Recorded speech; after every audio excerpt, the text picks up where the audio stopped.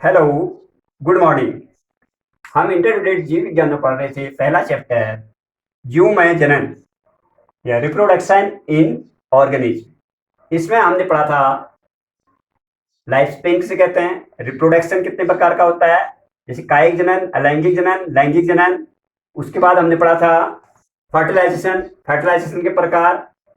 और फर्टिलाइजेशन के बाद अगला टॉपिक, आज का जो टॉपिक रहेगा हमारा, वह है पश्च निषेचन अवस्था या पोस्ट फर्टिलाइजेशन स्टेज।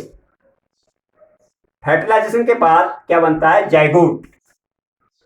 जाइगोट द्विगुणित होता है 2n।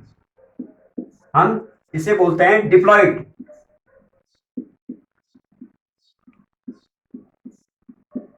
द्विगुणित। जाइगोट का निर्माण कैसे हुआ? नर युग्मक और मादा युग्मक के आपस में मिलने से युग्मनज का निर्माण होता है। नर युग्मक क्या होता है? शुक्राणु, स्पर्म। और मादा युग्मक होता है एग। शुक्राणु हैप्लॉइड होते हैं एंड, और अंडाणु भी हैप्लॉइड होते हैं एंड। और शुक्राणु और अंडाणु आपस में मिलते हैं, इस क्रिया को बोलते हैं फर्टिलाइजेशन। फर्टिलाइजेशन, जिसके फलस्वरूप जाइगोट का निर्माण होता है। जाइगोट या युग्मनज। युग्मनज डिप्लॉइड होता है, द्विगुणित, डिप्लॉइड या 2n। तो बच्चों, हम आगे पढ़ रहे थे निषेचन। निषेचन को सामान्य भाषा में क्या बोलते हैं? शुक्राणु और अंडाणु के मिलने को निषेचन कहते हैं, जिसके फलस्वरूप जाइगोट बनता है। अब जाइगोट के बाद क्या होगा, ये हमने ये पढ़ना है। जाइगोट हर प्राणियों में, बहुत से प्राणी ऐसे होते हैं, आपको बता रखा था, जिनमें वायु निषेचन होता है। जैसे जलीय प्राणी है तो जाइगोट कहां बनेगा? जल में। जैसे स्तनधारियों में जो जाइगोट बनता है वह शरीर के अंदर बनता है। जैसे मनुष्य में भी आपको बता रखा था परसों भी मैंने, जो शुक्राणु और अंडाणु मिलते हैं मनुष्य के मादा के फॉलिपियन ट्यूब में मिलते हैं, अंड नलिका या ओविडक्ट बोलते हैं। वहां पर स्पर्म और एग आपस में मिलते हैं, जिसे हम फर्टिलाइजेशन बोलते हैं। फर्टिलाइजेशन के फलस्वरूप जाइगोट का निर्माण होता है। कहां? मनुष्य के मादा के अंदर अंड नलिका में। अंड नलिका को बोलते हैं ओविडक्ट। ओविडक्ट या अंड नलिका, या हम इसे बोलते हैं फॉलिपियन ट्यूब, या हम बोलते हैं फॉलिपियन ट्यूब। किसके? मादा के। उसमें किसका निर्माण होता है? जाइगोट का। अंड नलिका में जाइगोट का निर्माण होता है। जाइगोट के निर्माण के बाद कोशिका कुछ देर रेस्ट करती है, उसके बाद क्लीवेज अवस्था आती है, विदलन होता है जाइगोट में। 24 आवर के बाद विदलन होना शुरू हो जाता है। जाइगोट से, जाइगोट जो है द्विगुणित है, वह उसमें विदलन एक कोशिका होती है। जब फर्टिलाइजेशन होता है हमारे वहां, हाँ, मनुष्य में जो निषेचन हुआ, कहां हुआ? मादा के अंड नलिका में। निषेचन होने के बाद किसका निर्माण हुआ? जाइगोट। जाइगोट में विदलन होना शुरू होता है। जाइगोट केवल एक कोशिका है। 1 से 2 बनी, 2 से 4 बना, 4 से 8, 8 से 16, 16 से 32। इसके बोलते हैं विदलन या क्लीवेज अवस्था, जिसमें कोशिकाओं का निर्माण होते रहता है और गुणसूत्र की संख्या समान होती है। और कौन सा विभाजन होता है? सूत्री विभाजन होता है। जैसे अर्धसूत्र के विभाजन के फलस्वरूप शुक्राणु और अंडाणु बनते हैं। मनुष्य में गुणसूत्रों की संख्या कितनी होती है? 46 होती है। कहीं पर से भी हम कोशिकाएं लेंगे, हमारे शरीर में गुणसूत्रों की संख्या या क्रोमोसोम की संख्या मनुष्य में कितनी होती है? 46। हमारे जनन कोशिकाओं में, जनन कोशिकाएं या रिप्रोडक्टिव सेल, जनन कोशिकाएं, जैसे जनन कोशिकाएं क्या है? हमारे शुक्राणु और अंडाणु, जिसमें गुणसूत्रों की संख्या आधी हो जाती है 23। और एग में भी, मादा के अंडाणु में भी गुणसूत्रों की संख्या कितनी हो जाएगी? 23। जो जाइगोट का जो निर्माण होगा वो द्विगुणित होता है, उसमें जाइगोट में गुणसूत्रों की संख्या हो जाती है 46। ये मोस्ट इंपोर्टेंट है। ये ध्यान दें, आधे गुणसूत्र किससे आए? पिता के स्पर्म से। आधे गुणसूत्र किससे आए? मां के अंडाणु से। और जो जायगोट में जो गुणसूत्र की संख्या हुई 46। हमारे हर सेल में गुणसूत्र की संख्या मैंने ऑब्जर्व है कितनी होती है? 46।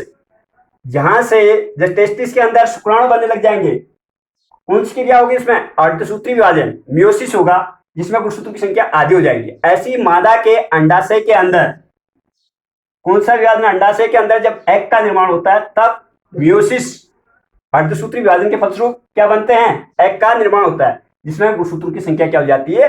आधी हो जाती है। तो आधे गुणसूत्र मां से आए, आधे गुणसूत्र से पिता से आए, तो बच्चे में गुणसूत्रों की संख्या कितनी होगी? 46। पहले बना जायगोट, जायगोट में विदलन होने के बाद यह अपनी संख्या को बढ़ाता है, तो हर सेल में गुणसूत्र की संख्या 46 हो रहेगी। क्लीवेज आएगी, फिर मोरेला अवस्था आएगी, फिर ब्लास्टुला आएगी, ब्लास्टुला के बाद फिर गैस्टुला आती है। जिसे ब्लास्टुला अवस्था आती है, मैंने पहले भी आपको बताया था, जायगोट, जायगोट में क्लीवेज अवस्था, मोरेला अवस्था और ब्लास्टुला अवस्था। तो ब्लास्टोसिस्ट का रोपण, रोपण इम्प्लांटेशन यूट्रस में, यूट्रस में 7वें दिन होता है। फर्टिलाइजेशन के 7वें दिन में जो जायगोट है, जो डिवीजन करके क्या बनाता है? क्लीवेज अवस्था आती है, मोरेला आती है, ब्लास्टुला आती है। जो ब्लास्टोसिस्ट जो रोपण करता है, इम्प्लांटेशन कहां करता है? यूट्रस में करता है। और यूट्रस में इम्प्लांटेशन करने का ब्लास्टुला के बाद आती है गैस्टुला अवस्था। गैस्टुला अवस्था में 3 प्राथमिक जनन स्तर बनते हैं, एक्टोडर्म, एंडोडर्म और मीजोडर्म। एक्टोडर्म, एंडोडर्म और मीजोडर्म से भ्रूण का विकास होता है, भ्रूण का विकास होता है। मनुष्य में सबसे पहले जो यूट्रस में 30 दिन के बाद हृदय, हार्ट का निर्माण होता है, ब्लड सर्कुलेशन होता है। ब्लड सर्कुलेशन होता है, वह मां के यूट्रस के मैट्रीडियम जो लेयर में इसका इम्प्लांटेशन होता है, किसका? ब्लास्टोसिस्ट का। और ब्लास्टोसिस्ट को पूरा न्यूट्रिशन मां के ब्लड से मिलता है। और मनुष्य में हार्ट का भी निर्माण हो चुका होता है 30 दिन बाद। फिर 3 लेयर जो है, एक्टोडर्म, एंडोडर्म और मीजोडर्म, वह भ्रूण का क्या करेंगे? विकास करेंगे। तो ये कहलाएगा आपका युग्म। जायगोट के पश्चात जो क्रियाएं होती हैं वो क्या होती हैं? भ्रूण जनन बोलते हैं सिर्फ। जायगोट से एम्ब्रियो जेनेसिस, या से हम बोलते हैं भ्रूण जनन। जायगोट से भ्रूण बनने की क्रिया को, जायगोट से भ्रूण बनने की क्रिया को एम्ब्रियो जेनेसिस कहते हैं। तो मनुष्य में तो इस ढंग से हुआ, आपको समझाया। फिर उसका रोपण हो गया कहां? ब्लास्टोसिस्ट का, यूट्रस में। और पूरा न्यूट्रिशन मां के प्लेसेंटा से बच्चे को मिलते रहता है। कब तक? 9वें महीने तक। जब परिपक्व हो जाता है बच्चा, मां के गर्भ से बाहर निकल जाता है। जो पहले देखें, फर्टिलाइजेशन होने के पश्चात हमारे शरीर में केवल एक कोशिका थी, जायगोट। अब जब बच्चा पैदा होता है उसमें 10 खरबों कोशिकाएं हो जाती है, अर्थात कोशिकाओं का विकास होते रहता है। तो जो सेल डिवीजन होता है उसमें जो विभाजन होता है वो सूत्री विभाजन होता है। सूत्री विभाजन के फलस्वरूप कोशिकाओं का विभाजन होते होते ग्रोथ बढ़ती रहती है बच्चे की। जिस खरबों कोशिकाएं होगी तो बच्चे का निर्माण हुआ। अब बच्चा वयस्क हो जाता है जब जनन कोशिकाएं बनती है। जनन कोशिकाएं किसमें बनती हैं? वृषण और मादा के अंडाशय में, शुक्राणु और अंडाणु का। वहीं पर गुणसूत्रों की संख्या आधी होगी, 23 और 23। तो ये शुक्राणु और अंडाणु क्या करते हैं? नए जीव का निर्माण करते हैं। ये नए जीव का निर्माण करते हैं। तो आधे लक्षण किसके? मां के, आधे पिता के। किसमें आते हैं? बच्चों में आते हैं, और पीढ़ी दर पीढ़ी चलते रहते हैं। ये तो मनुष्य में। ऐसे ही पेड़ पौधों में भी होता है। पेड़ पौधों में भी फर्टिलाइजेशन होगा। फर्टिलाइजेशन के बाद जायगोट बनेगा। जायगोट कहां बनता है? पेड़ पौधों में। पेड़ पौधों का मादा भाग होता है गाइनोसियम। गाइनोसियम के 3 भाग होते हैं, स्टिग्मा, स्टाइल एंड ओवरी।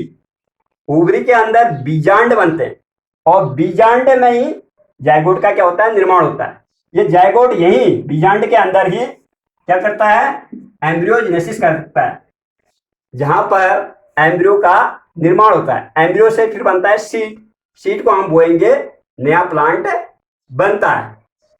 तो आपने समझा कि प्लांट में भी फर्टिलाइजेशन इसी ढंग से होता है। और प्लांट में आपने पुष्प देख कर क्या है, फर्टिलाइजेशन से के पश्चात पुष्प में जो कलिक्स हैं, कॉरोला है और एंडोसिम है, वो सब नीचे गिर जाते हैं। केवल जो मादा पार्ट होता है जायांग, जायांग के अंदर ओवरी, वही क्या होता है, उसका ही विकास होता है। उसके अंदर ही बीजांड का निर्माण होता है और बीजांड में ही एम्ब्रियो बनते हैं, भ्रूण बनते हैं और भ्रूण से ही नए बीज का निर्माण होता है, जिससे नया प्लांट बनता है। यह हमने आपको बताया क्या, फर्स्ट चीज निषेचन, निषेचन के बाद, निषेचन के बाद क्या बना, जायगोट। जायगोट क्या होता है, डिप्लॉइड टू एन। और जायगोट के बाद किसका निर्माण होता है, एम्ब्रियो। इसको बोलते हैं एम्ब्रियो जेनेसिस।